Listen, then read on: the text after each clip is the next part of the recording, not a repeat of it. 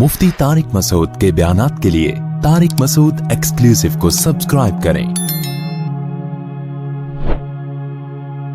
Tariq Masood exclusive.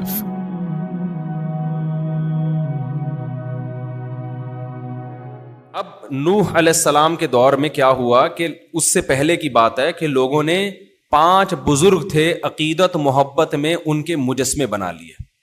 वद, सुवा, यगूस, यऊक, नसर, ये 5 किस्म के क्या थे? बुत थे। यहां से बुत परस्ती का आगाज हुआ। असल में कदीम मजहब तौहीद है, बुत परस्ती बाद में आई है। और उनको पूजना शुरू कर दिया। अब उनसे जब कहा जाता कि ये तो तुम्हारी बिगड़ी नहीं बना सकते, ये तो खुदा नहीं है, इनको तो तुमने अपने हाथों से बनाया है, तो कौम ये कहती थी कि ये अल्लाह के नेक बंदे हैं, हम इनके सामने सजदा करेंगे तो खुश कौन होगा? अल्लाह। और अल्लाह ने इनको इख्तियारात दे दिए हैं, औलाद ये वाला बुत देगा, कारोबार में बरकत ये देगा, और बीवी भाग गई है तो वापस कौन लेकर आएगा? ये लेकर आएगा, ठीक है ना, और वगैरह वगैरह। मुझे क्या पता, बहुत सारे मसाइल, अल्लाह हम सबको मसाइल से बचाए। अब जब उनसे कहा जाता कि सारे काम तो अल्लाह करता है, तो वो जवाब में पता है क्या कहते? वो कहते हमें पता है अल्लाह करता है, असल में तो इख्तियारात अल्लाह के पास है, लेकिन अल्लाह ने इनको भी दे दिए हैं। आज भी मुशरिक यही बात करता है कि हमारे नबी को अल्लाह ने इख्तियारात दे दिए हैं, असल किसके पास हैं? अल्लाह के। जबकि इस्लाम कहते हैं किसी को नहीं दिए अल्लाह ने इख्तियारात, ना नबी को, ना बुत को, किसी को भी नहीं, ना फरिश्तों को। सारे इख्तियारात किसके पास हैं? अल्लाह ने दिए ही नहीं है किसी को, जो असबाब से हट के इख्तियारात होते हैं। अब क्या हो रहा है कि जी बजाय अल्लाह के सामने सर झुकाने के, बुतों के सामने सर झुक रहा है, उनसे मन्नतें मानी जा रही हैं कि तू मेरी बिगड़ी बना दे, तू ये कर दे, तू वो कर दे। फिर थोड़ी है भाई, अल्लाह के नेक बंदे थे, तो आप जब अपने बंदों से, बादशाह जब लोगों से खुश होता है तो इलाके दे देता है ना उनको। चल भाई पानी का वजीर मैंने तुझे बना लिया, अब पानी मांगना है तो बादशाह के पास जाने की जरूरत नहीं है। अब आप किसके पास जाओगे? कराची में किसी के पास भी नहीं जाओगे, क्योंकि कहीं भी नहीं मिलेगा। लेकिन जहां दुनिया में निजाम है वहां किसके पास जाओगे? पानी के वजीर के पास जाओगे, बिजली में बिजली के वजीर के पास जाओगे। तो अल्लाह ने जो है ना, इनसे खुश होके इनको इख्तियारात बांट दी। अल्लाह को इससे गजब आता है। अल्लाह ने अपने पास सारे इख्तियारात इसलिए रखे हैं कि जब किसी की कोई हाजत हो तो किसको पुकारा जाए? अल्लाह को। लोग अब अल्लाह को छोड़ के किधर, चाहे कोई भी लॉजिक उसकी पेश करें, जा किधर को रहे हैं? उन बुतों के पास। और फिर और भी बुराइयां आ गई तो अल्लाह ने नूह अलैहिस्सलाम को भेजा। तो इसका कुरान में तज़किरा है, वलक़द अरसलना नूहन इला कौमिही, हमने भेजा नूह अलैहिस्सलाम को उनकी कौम की तरफ। इन्नी लकुम नज़ीरुम मुबीन, कि मैं तुम्हें खुला डराने वाला हूं अल्लाह के अजाब से, तुम गलत कर रहे हो। इन्नी लकुम नज़ीरुम मुबीन अल्ला ताबुदू इल्लल्लाह, गुलामी किसकी करो? सिर्फ अल्लाह। जो अल्लाह कह रहा है वो करो। इन्नी अखाफु अलैकुम अज़ाब यौमिन अलीम, दर्दनाक अजाब का खौफ है मुझे तुम्हारे ऊपर। फ़क़ाल अल मलउल्लज़ीन कफ़रू मिन क़ौमिही, कौम के जो बड़े बड़े लोग थे ना, दौलतमंद और सरदार, वो कहने लगे। ये आपको हर नबी के वाक़े में ये चीज मिलेगी, गरीबों ने मुखालफत नहीं की, मुखालफत हमेशा कौम के, क्योंकि जिसका पेट भरा हुआ होता है वो अल्लाह को ज्यादा भूलता है, जिसका पेट खाली होता है वो अल्लाह को याद रखता है। क़ाल या कौमी अरअयतुम इन कुन्तु अला बय्यिनतिन मिर रब्बी, नूह अलैहिस्सलाम ने जवाब में क्या कहा कि ऐ मेरी कौम, अगर मैं वाज़ेह दलील पर हूं, मेरी बात को देखो, ये ना देखो कि मुझे फॉलो गरीब कर रहा है या अमीर, मैं रब पर। व आतानी रहमतम मिन इंदिही फउम्मियत अलैकुम अनुलज़िमुकुमुहा व अंतुम लहा कारिहून व या कौमी ला असअलुकुम अलैहि माला, ऐ मेरी कौम, इस दावत पर मैं तुमसे कोई पैसों का मुतालबा नहीं करता, मुझे क्या पड़ी है। वमा अना बितारिदिल लज़ीना आमनू, और इन गरीबों को मैं अपनी मजलिस से नहीं धुतकार सकता। इन्नहुम मुलाक़ू रब्बिहिम, इन्होंने भी अपने रब से मुलाकात करनी है। वया कौमी मन यंसुरुनी मिनल्लाहि इन तरत्तुहुम, बताओ अगर मैं इनको अपनी मजलिस से निकाल दूं तो मुझे अल्लाह के अजाब से फिर कौन बचाएगा? अल्लाह कहेगा हमने तुझे मेरा पैगाम लोगों तक पहुंचाने के लिए भेजा था, तो तूने इन गरीबों तक पैगाम क्यों नहीं पहुंचाया? इनको अपनी मजलिस से निकाला क्यों? अफला तज़क्करून, तुम नसीहत हासिल क्यों नहीं करते? रहा ये मसला कि तुम मुझे कहते हो कि हमारी तरह के इंसान हैं, दौलत भी नहीं है, तो वला अक़ूलु लकुम इंदी खज़ाइनुल्लाह, میں نے تو کبھی بھی نہیں کہا کہ میرے پاس اللہ کے خزانے ہیں. ولا اعلم الغیب, میں نے یہ بھی نہیں کہا کہ میں غیب جانتا ہوں, مجھے نہیں پتا کل کیا ہونے والا ہے, میرے پاس غیب کا علم نہیں ہے. اس سے صاف پتہ چلتا ہے کہ پیغمبر عالم الغیب نہیں ہوتے, نہ میرے پاس غیب کا علم ہے. ولا اقول انی ملک, اور نہ میں یہ کہتا ہوں کہ میں کوئی فرشتہ ہوں, نور ہوں, ایسا بھی نہیں ہے, میں بشر ہوں, کھاتا ہوں, پیتا ہوں. ولا اقول للذین تزدری اعینکم لن یؤتیہم اللہ خیرا, اور جن غریبوں کو تم تانے دے رہے ہو, مشرکین یہ بھی تانے دیا کرتے تھے کہ اصل میں ان کو کوئی عزت دینے والا نہیں ہے, تو یہ آپ کے دربار میں ان کو عزت مل رہی ہے تو اس چکر میں آ رہے ہیں, نیتوں پہ بھی شبہ کرتے تھے. تو نوح علیہ السلام نے کہا کہ اللہ اعلم بما فی انفسہم, ان کے دلوں میں کیا یہ کون جانتا ہے؟ اللہ, میں دل کا مکلف نہیں ہوں.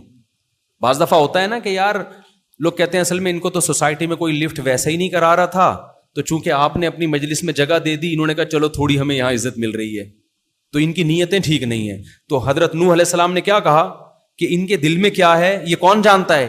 اللہ. میں ظاہر کا مکلف ہوں, میں دل کا مکلف نہیں. کتنی زبردست تبلیغ ہے ہمارے لیے. آج ہم دل میں گھس رہے ہوتے ہیں اگلے کے, ابے یہ جو کھلا رہا ہے نا غریبوں کو, ابے یہ ہمیں پتا ہے شو مارنے کے لیے. تجھے کیا پتا یار یہ شو مارنے کے لیے یا ترغیب دینے کے لیے؟ جو اچھا کام کر رہا ہوگا نا, دوسری شادی کر رہا ہے, ابے سنت کا لیبل لگایا ہوا ہے, مقصد کچھ اور ہے. تو بھائی جب پٹے گا تو خود سمجھ میں آ جائے گا اس کا مقصد کیا تھا, برا تھا یا اچھا تھا. جب پٹے گا نا سمجھ میں آئے گا. تو پٹ کے بعد اگر برداشت کر لیا تو اچھا مقصد تھا, برداشت نہیں کیا اس کا مطلب بندہ ٹھیک نہیں تھا. یہ تو اللہ اعلم بما فی انفسہم ولکنی اراکم قوما تجہلون, لیکن اے میری قوم اتنا مجھے پتا ہے کہ تم جہالت کر رہے ہو. ان کے بارے میں نہیں کہہ سکتا کہ ان کی نیت ٹھیک ہے کہ غلط, لیکن تمہارے بارے میں یقینی کہا جا سکتا ہے کہ تم جہالت کر رہے ہو.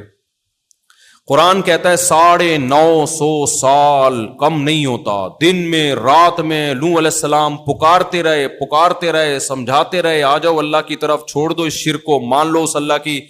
قوم دنیا پرستی. قوم کے مسائل کیا ہوتے ہیں؟ پیٹرول سستا ہو جائے, آٹا سستا ہو جائے, پیٹ بھر جائے, سکون کی زندگی ملے, اللہ سے کوئی واسطہ نہیں. تو قوم بڑے سکون میں تھی, بارشیں آسمان سے برس رہی تھیں, زمین سے نباتات اگ رہے تھے, فصلیں لہلہا رہی تھیں, مسائل ان لوگوں کے حل تھے. تو یہی قوم ایک ترقی یافتہ کنٹری ہونے کی علامت ہے. قوم یہ کہتی تھی ہم ترقی یافتہ ملک ہیں, مضبوط لوگ ہیں, سب کچھ ٹھیک ہے, تو بس ٹھیک ہے نا. آج پتہ ہے ہمارے لبرل لوگوں نے سکسیس اور کامیابی اس کو سمجھ لیا ہے کہ ڈالر نیچے ہو جائے اور ہماری کرنسی جو کبھی بھی اوپر بظاہر نہیں لگ رہا, اللہ کرے ہو جائے, وہ کہاں چلی جائے؟ اوپر ہو جائے. ہونا چاہیے ایسے, ہمیں بھی خوشی ہوگی. یہ اصل کامیابی نہیں ہے. قرآن جو کہہ رہا ہے نا وہ کہیں اور لے کے جا رہا ہے آپ کو, وہ کسی اور طرف لے کے جا رہا ہے. تو نوح علیہ السلام کی قوم کہتی تھی ہم ترقی یافتہ لوگ ہیں, کوئی ٹینشن نہیں ہے, کوئی پرابلم نہیں ہے. تو یہ بحث میں کتنے سال لگے ہیں؟ 950 سال. لوگ کہتے ہیں نا اگر اللہ ان نافرمانوں سے ناراض ہے تو تباہ کیوں نہیں کر دیتا؟ بھائی اللہ ہماری طرح جلد باز نہیں ہے, حلیم ہے, بردبار ہے, وہ ہماری طرح نہیں ہے. ہمیں تو کسی پہ غصہ ہے اسی وقت جاری کر دیتے ہیں, اللہ ایسا نہیں, وہ بہت مہلت دیتا ہے. 950 سال تک سمجھاتے رہے.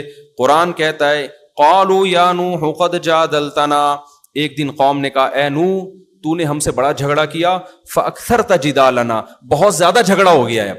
950 سال کوئی کم نہیں ہوتے, بہت بحث ہو گئی ہے. فاتنا بما تعیدنا ان کنت من الصادقین, اب ایسا کر تو عذاب لے آ, جو صبح شام وعدے کرتا ہے نا عذاب آئے گا, اب ہمیں دکھا دے اپنی آنکھوں سے. اب کیا کر, ہمیں یہ ہٹ دھرمی کی انتہا ہے. بھائی ایسے ہی چلتے رہتے, وہ گن پوائنٹ پہ تو نہیں تمہیں مسلمان بنا رہے نا, وہ زبردستی تو نہیں سر پھاڑ رہے معاذ اللہ کسی کا. دعوت دینے دو ان کو. جیسے بعض لوگوں کے یہاں تبلیغ والے آتے ہیں, بھائی سن لو 5 منٹ کی بات کریں گے نا, چلے جائیں گے, کوئی زبردستی گھسیٹ کے تھوڑی, وہیں سے غصہ کرنا شروع کر دیتے ہیں. تو یہ بڑی خطرناک بات ہے کہ آپ دین کی دعوت پہ ہی برگلانا شروع کر دیں, آپ کو بہت, یہ تکبر کی علامت ہے. تو قوم جواب میں کہنے لگی تو نے بہت جھگڑا کیا ہم سے, فاکثرت جدالنا, اب تو عذاب لے آئے. قال انما یاتیکم بہ اللہ ان شاء, نوح علیہ السلام نے کہا مجھے نہیں پتا کب عذاب آئے گا, یہ لائے گا کون؟ اللہ وہ بھی اس وقت لائے گا جب وہ چاہے گا, نہیں چاہے گا تو دنیا میں کوئی عذاب نہیں آئے گا. آپ دیکھو پیغمبر کے اعصاب کتنے مضبوط ہوتے ہیں. پیغمبر نے جو پہلے دن سے دعویٰ کیا ہوتا ہے نا, آخری دن تک اسی پہ قائم رہتے ہیں کہ میں خدا کا پیغام پہنچا رہا ہوں, میں کوئی عذاب لانے کا میں تھوڑی ذمہ دار ہوں. عذاب کون دے گا؟ اللہ دے گا. اگر وہ چاہے گا تو دے دے گا, تو مجھ سے کیوں کہہ رہے ہو کہ عذاب لیا؟ بار بار اپنی پوزیشن واضح کر رہے ہیں کہ میرا کام پیغام پہنچانا ہے, عذاب کے اختیارات بھی میرے پاس نہیں اور تمہیں نجات دینے کے اختیارات بھی میرے پاس نہیں. پیغمبر کا مقصد مخلوق کو اللہ سے جوڑنا ہے, اپنے آپ سے جوڑنا مقصد نہیں ہوتا. خوب سمجھ لو. آگے اللہ تعالیٰ فرماتے ہیں وَلَا يَنفَعُكُمْ نُصْحِي إِنَّمَا يَأْتِيكُمْ بِهِ اللَّهُ إِنْ شَاءَ وَمَا أَنْتُمْ بِمُعْجِزِينَ. نوح علیہ السلام نے کہا اللہ اگر چاہے گا تو عذاب لائے گا, لیکن جب آئے گا نا, اگر آ گیا تو یہ مجھے یقین ہے کہ تم اس کو ہرا نہیں سکتے, پھر تم اللہ کے عذاب سے بچ نہیں سکتے. وَلَا يَنفَعُكُمْ نُصْحِي إِنْ أَرَدْتُ أَنْ أَنْصَحَ لَكُمْ. میں نے تمہاری خیر خواہی کی کوشش کی تھی, لیکن میری خیر خواہی تمہیں فائدہ نہیں پہنچا رہی. تم سمجھ رہے ہو میں تمہارا دشمن ہوں, حالانکہ میں تمہارا دشمن نہیں ہوں. دیکھو کیسے بے وقوف لوگ تھے. 950 سال میں بھی نوح علیہ السلام کو سمجھ نہیں سکے کہ یہ ہمیں نقصان پہنچانا چاہتے ہیں یا بھلائی. واقعی دنیا میں آج بھی ایسے بے وقوف لوگ موجود ہیں. انسان کو پرکھنا کہ یہ بھی ہر آدمی کا کام نہیں ہے. جو کم ظرف لوگ ہوتے ہیں نا, وہ اپنے خیر خواہ کو بھی غلط نیت سے دیکھتے ہیں. آپ ان کی بھلائی کی بات کرو گے وہ اس میں بھی کیڑے نکالیں گے, یار اس کا لگتا ہے اپنا مفاد ہے. یہ ہم نے بھی دیکھے ہیں دنیا میں ایسے لوگ. آپ اس کے لیے کر کر کے تھک جاؤ گے, وہ پھر بھی وہم میں رہے گا کہ یار پتہ نہیں اس کا کوئی مفاد تو نہیں ہے. تو ظرف تھوڑا کیا ہونا چاہیے, بڑا. تو کیسے بدبخت لوگ ہیں, 950 سال میں بھی نوح علیہ السلام ان کی سمجھ میں نہیں آئے کہ بھئی یہ اپنا ان کا کچھ بھی نہیں ہے, یہ ہمارے بھلے کی باتیں کر رہے ہیں, ہماری بھلے کی. نہ ان کو حکومت چاہیے نہ ان کو مال چاہیے.